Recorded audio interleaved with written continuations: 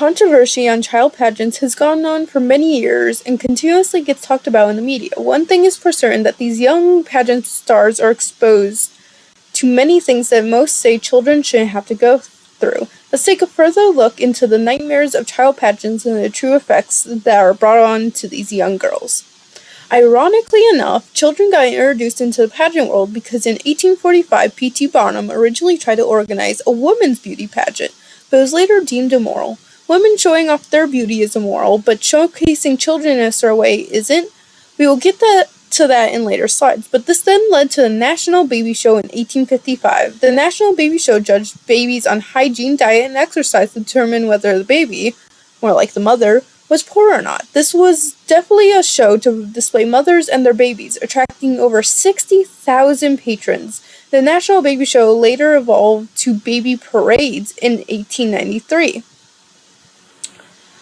Popularity of baby pageants was beginning to rise, introducing the Better Baby contest and fairs. This helped educate parents on their baby's health. So what would be a pageant without a cash prize? A cash prize was involved during the contest and was given to the healthiest baby. Pageants, sadly for some, came to an end in 1950 due to the polio outbreak. Pageants are back! The first polio vaccine came out in 1961. This allowed the first official beauty pageant to start up. From 1961 to 1971, weekly pageants were held in Palisades Amusement Park in Palisades, New Jersey, called Little Miss America. This was the children's version of the Miss America pageant. The children in the Little Miss America pageant were only between the ages of 13 and 15, and they were not dressed in the high glitz and glam like we see now. The glitzy child pageant started in the 1980s in the southern states. Bless their hearts. There are several types of beauty pageants, but the most common being glitz, semi-glitz, and natural beauty. Glitzy pageants focus heavily on physical beauty, leading girls to use heavy makeup, false eyelashes, spray tans, flippers, which are fake teeth, hair pieces, and sometimes even full wigs. Semi-glitz pageants are a little more toned down from the glitz pageants. Makeup during these type of pageants have to be age appropriate, and hair pieces and wigs usually not allowed. Last are natural beauty pageants. These pageants want girls to embrace their natural beauty as well as their inner beauty. No makeup is necessarily allowed unless it's lip gloss. Natural beauty pageants are extremely different from the glitz pageants. Pageants have always come with a cash prize. Parents dress their kids in full glam, not allowing the children to recognize their natural beauty, all because of the prize. This is a driving factor of why parents push their kids to win competitions. In some competitions, you can win even more than a cash prize.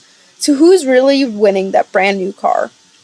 In the article Behind the Scenes Inside the World of Child Beauty Pageants, the writer takes a quote from the documentary Painted Babies, where they asked pageant contestant Asia Monser about her reasons for entering pageants. She told the interviewer Dane Trays, "Well, we like to go where the money and the cash prizes are. Grandmother really needs a car, and we really want money, money, money." The reasoning behind this quote is because so much money gets spent on pageants, and winning sometimes helps pay for dresses and all the stuff necessary used in these competitions.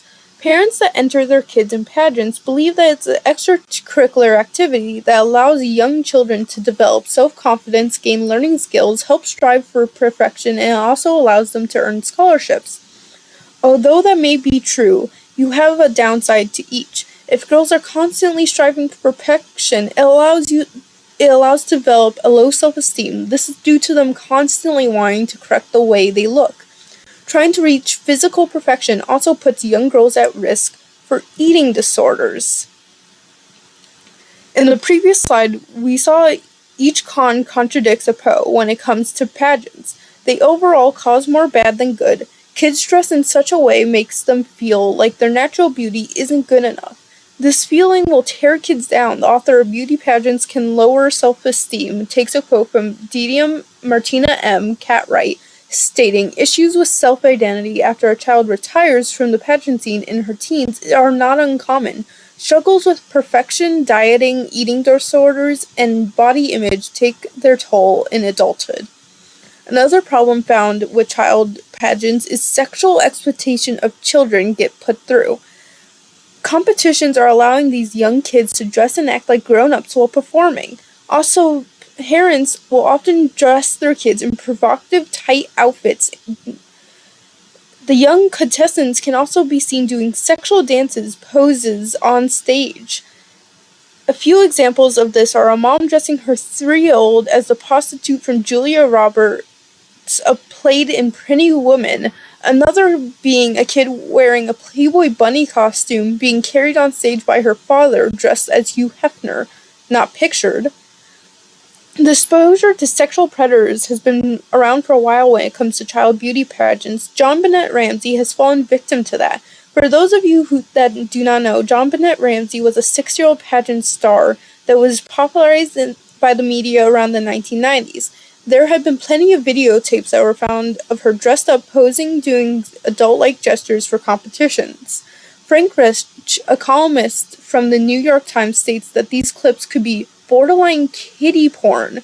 This shows that she had a very heavily sexualized from an early age. She was brutally murdered and possibly sexually assaulted in her home.